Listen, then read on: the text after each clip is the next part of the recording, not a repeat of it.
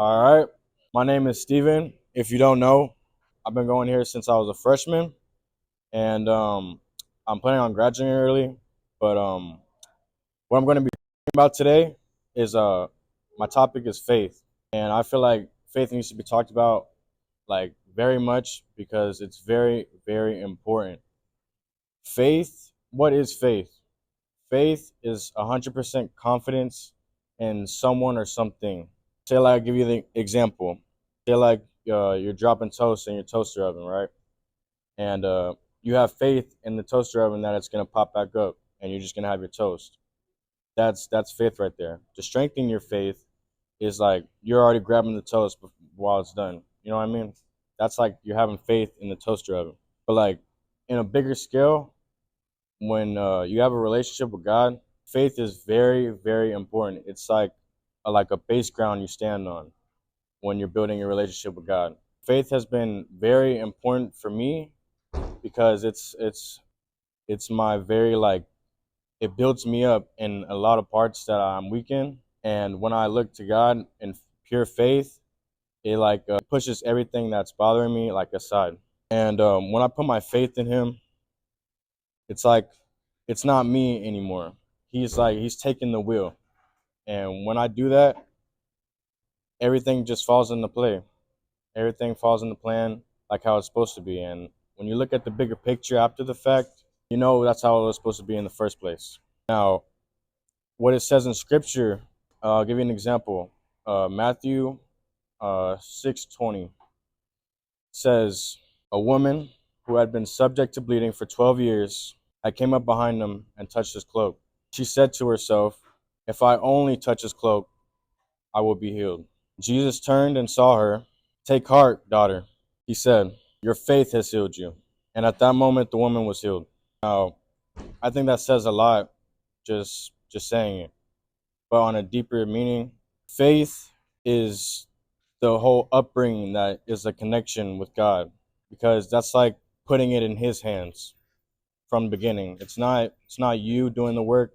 It's He's doing the work through you. And when He does that, that's His will. That's His will that's supposed to be done. And faith is a starter. You could be doing everything wrong. You could see as yourself as you're never gonna make it or ever have a relationship with God, or you don't see how you can even start with God. Just having faith. It says we have a faith of mustard seed. We can move mountains. That says in Scripture. Mountains move. In your life, you'll see changes within yourself that you've always wanted, or you never really pointed out to yourself. And when those things are revealed, your faith, it's what's bringing you through it. When you have faith in God, He's bringing you through it because you're putting it in His hands. And it's very, very important to me, and it should be very, very important to all of my fellow classmates. And when faith is strong above all else, everything is possible through God. I mean, everything. I mean, the 12 disciples, for example, by their faith in leaving everything they had behind to follow Jesus and put their faith in Him, and them doing miracles in His name, curing diseases, curing the sick, banishing demons in His name, that says a lot. And the fact is, if we have faith like that, I mean 100% faith, there's no doubt, no nothing, we could do the exact same as the disciples did. And I truly believe that in my heart. And the fact is, I'm standing up right here in front of everybody just shows that even if I'm nervous, even if I feel like I don't have control, even if I feel like I'm not gonna make it or even get close, I still have faith in God, and I believe and put trust in Him that He's prepared me for this moment and put me in this position for a reason to talk about faith. Now, faith has been very important to me because at that time I had everything I could ever want at a time. Everything, I mean, it was just I could walk 2 feet and it'd be right at my grasp. Anything I wanted. All my desires, my fleshly desires, I could I could occupy myself with. Now I did that for 3 years of my life. 3 years I can't get back. And after those 3 years were up, the realization hit, and he let me have that time to myself. He's a gentleman. He'll let you do what you want to do. He won't force you to do anything. But if you choose to stray away from him, he will he will allow the consequences that you chose with that action. And at the end of the day, you can't be upset with him for doing something you chose to do, because at the end of the day, he's letting it happen for you to come closer to him, for you to surrender all of all of all of your flaws, all of your weaknesses, all of your strengths, so he can use it to better you off and better others off that you couldn't even possibly imagine. Now, when I was in a desperate position for 3 years, there was one day I would do the things I didn't want to do, and I could feel my actions uh, dimming the light in my soul. And when I realized that, all I did every time I would fall into sin, I would get on my knees, I would bawl my eyes out, and I would just pray to God. I mean, for like an hour tops, I would just pray. And it was very important to me, because at the time, which it still is, because I had nothing. I really had nothing. I felt like I had everything to occupy myself, to live basically forever in my own ways. But it wasn't filling the void inside. And when that realization hit, all I could do was pray, because I knew he was the answer, but I couldn't.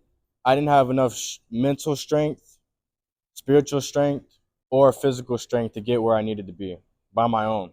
So I would pray to him and put it in his hands and put faith in him to work in my life. I would pray to him, just let me be the person that I need right now. Do work in my life so I can be the person that I need right now to somebody else. And eventually he did work in my life. When I gave up, he brought somebody into my life after this a spiritual experience I had. I mean, if I explained it's very, very, very crazy, and it's hard for me to believe, even because it's so crazy. But I know what happened. I know what happened. I know what hit me. I know what made me faint. It was a spiritual experience that was meant to happen to bring me closer to God. After I have that spiritual experience, that person that was there to witness it, God brought that person into my life. And eventually, the next day after that spiritual experience, he asked me to church. And this church is where I go to now. And this church is very, very important to me, not because of the building or the people there, but because that's where I mostly surrender and let God's presence fill the void in my heart. And whenever I get that presence in my heart, it's like everything I ever wanted and more is inside me, because I know I was made in his image.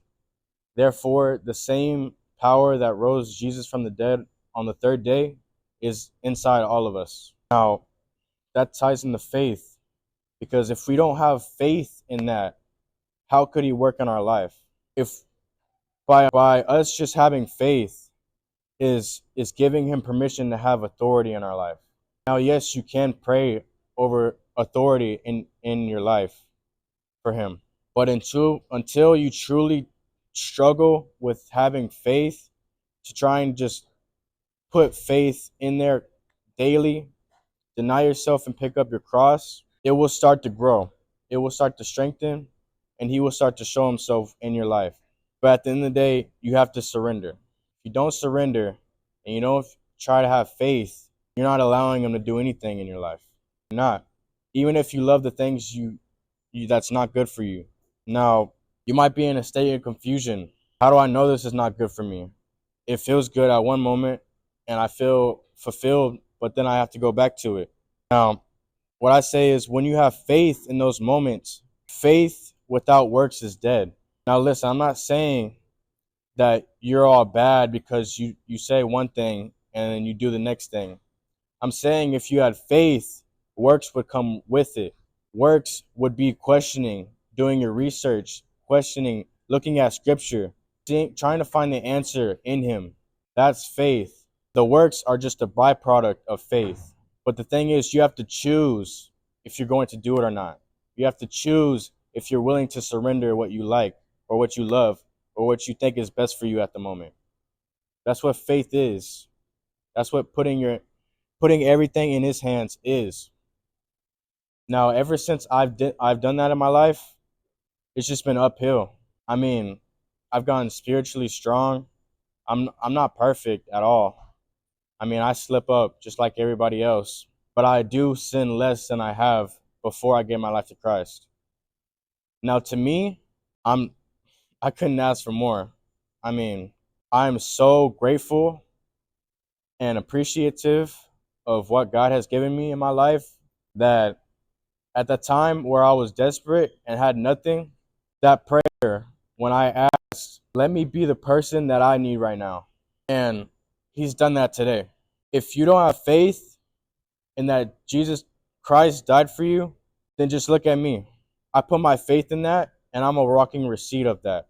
That me standing here talking in front of everybody, being nervous, but still having faith to do so and talk highly and confidently in my God just says it all. It says it all. It says how important it is to me.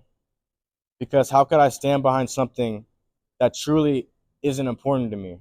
It just doesn't make sense. But what makes sense is that I'm here and I'm talking to you all and I'm telling you, if you have nothing, if you're confused, if you're stressing about what's good for you and what isn't, give it to God.